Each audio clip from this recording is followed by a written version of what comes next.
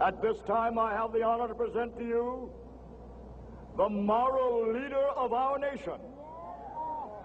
I have the pleasure to present to you Dr. Martin Luther King, Jr.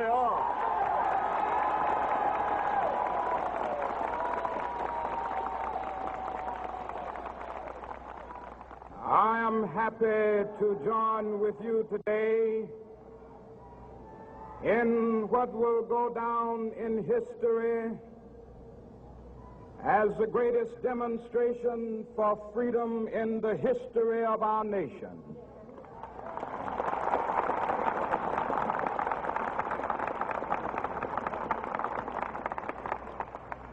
Five score years ago, a great American in whose symbolic shadow we stand today signed the Emancipation Proclamation. This momentous decree came as a great beacon light of hope to millions of Negro slaves who had been seared in the flames of withering injustice. It came as a joyous daybreak to end the long night of their captivity. But 100 years later, the Negro still is not free. 100 years later, the life of the Negro is still sadly crippled by the manacles of segregation and the chains of discrimination. 100 years later, the Negro lives on a lonely island of poverty in the midst of a vast ocean of material prosperity. 100 years later, the Negro is still languished in the corners of American society and finds himself in exile in his own land. And so we've come here today to dramatize a shameful condition. In a sense, we've come to our nation's capital to cash a check.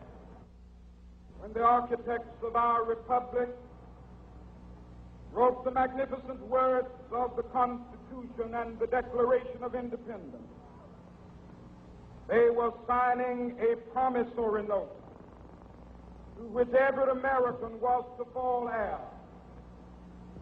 This note was a promise that all men, yes, black men as well as white men, would be guaranteed the unalienable rights of life, liberty, and the pursuit of happiness.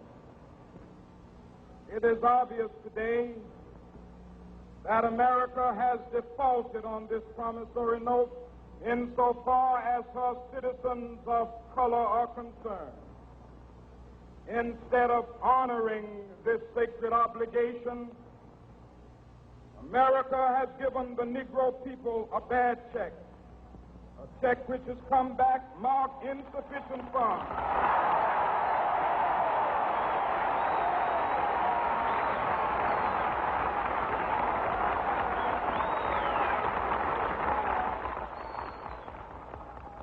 But we refuse to believe that the Bank of Justice is bankrupt. We refuse to believe that there are insufficient funds in the great vaults of opportunity of this nation. So we've come to cash this check, a check that will give us upon demand the riches of freedom and the security of justice.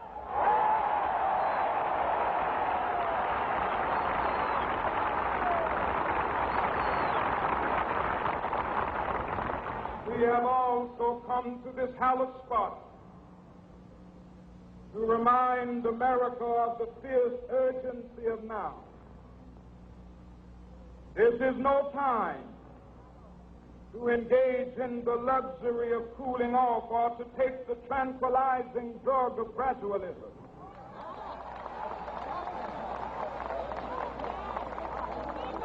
Now is the time to make real the promises of democracy. Now is the time to rise from the dark and desolate valley of segregation to the sunlit path of racial justice. Now is the time to lift our nation from the quicksands of racial injustice to the solid rock of brotherhood. Now is the time to make justice a reality for all of God's children. It would be fatal for the nation to overlook the urgency of the moment. This sweltering summit of the Negro's legitimate discontent will not pass until that is an invigorating autumn of freedom and equality. 1963 is not an end, but a beginning. Those who hope that the Negro needed to blow off steam and will now be content will have a rude awakening if the nation returns to business as usual.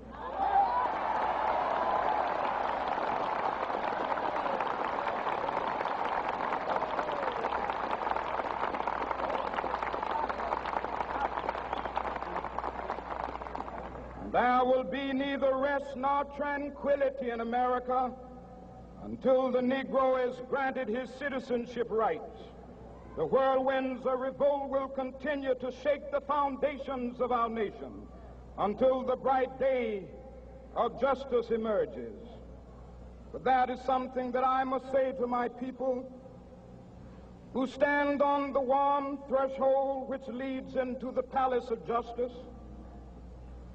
In the process of gaining our rightful place, we must not be guilty of wrongful deeds.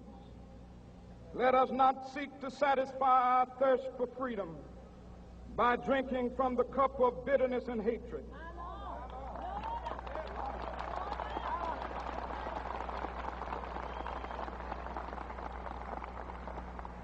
We must forever conduct our struggle on the high plane of dignity and discipline. We must not allow our creative protests to degenerate into physical violence. Again and again, we must rise to the majestic heights of meeting physical force with soul force. The marvelous new militancy which has engulfed the Negro community must not lead us to a distrust of all white people. For many of our white brothers, as evidenced by their presence here today, have come to realize that their destiny is tied up with our destiny.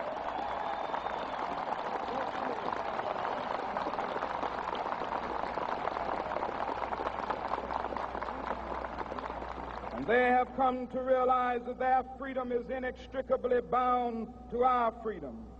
We cannot walk alone. And as we walk, we must make the pledge that we shall always march ahead. We cannot turn back. There are those who are asking the devotees of civil rights, when will you be satisfied? We can never be satisfied as long as the Negro is the victim of the unspeakable horrors of police brutality. We can never be satisfied as long as our body is heavy with the fatigue of travel, cannot gain lodging in the motels of the highways and the hotels of the cities.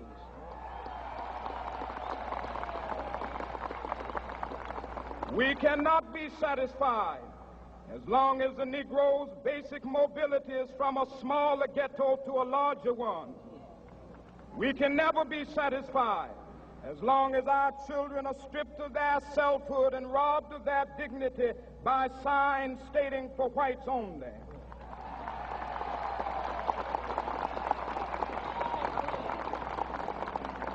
We cannot be satisfied as long as a Negro in Mississippi cannot vote and a Negro in New York believes he has nothing for which to vote.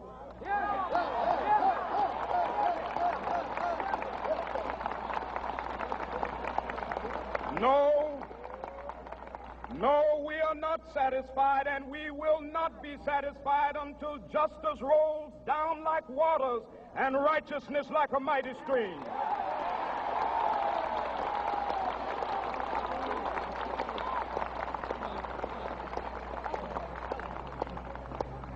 am not unmindful that some of you have come here out of great trials and tribulations. Some of you have come fresh from narrow jail cells. Some of you have come from areas where your quest for freedom left you battered by the storms of persecution and staggered by the winds of police brutality. You have been the veterans of creative suffering. Continue to work with the faith that unearned suffering is redemptive. Go back to Mississippi. Go back to Alabama. Go back to South Carolina. Go back to Georgia.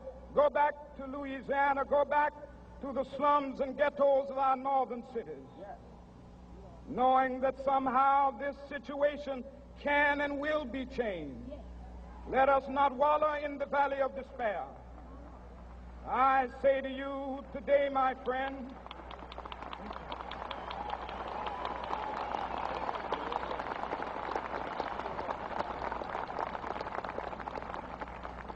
so even though we face the difficulties of today and tomorrow, I still have a dream.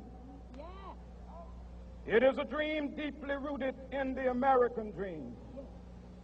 I have a dream that one day this nation will rise up and live out the true meaning of its creed. We hold these truths to be self-evident, that all men are created equal.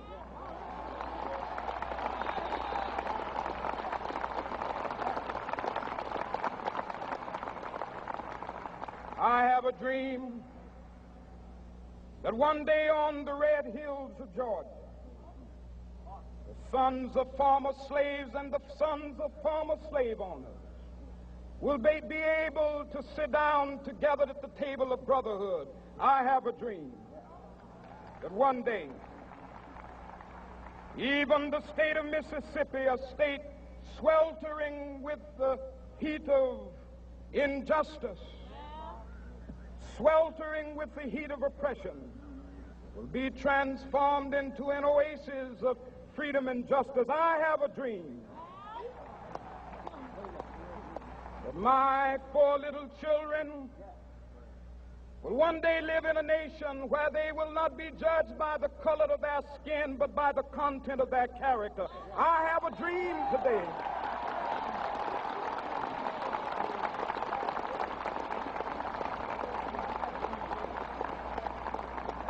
I have a dream that one day down in Alabama, with its vicious racists, with its governor having his lips dripping with the words of interposition and nullification, one day right there in Alabama, little black boys and black girls will be able to join hands with little white boys and white girls as sisters and brothers. I have a dream today